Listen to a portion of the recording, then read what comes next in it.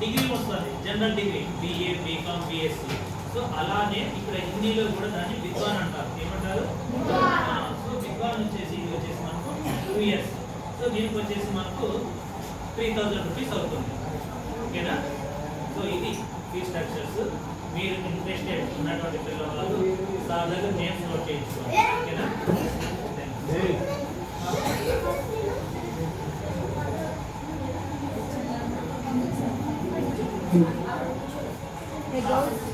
Sir చెప్పింది అర్థమైందా?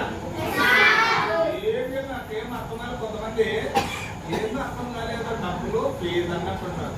ఎవరైనా హిందీలో కట్టుకోవాలని ఉంటే, హిందీలో కూడా చదువు ఇంట్రెస్ట్ ఉందంటే ఆ ఫీజు కట్టుకుంటే మనకి ఎగ్జామ్ ఉండాలి.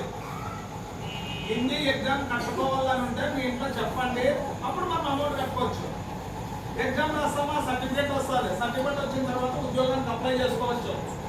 అట్లా ఎవరైనా ఇంట్రెస్ట్ ఉంటే మీ ఇంట్లో పేరెంట్స్ చెప్పండి. Last date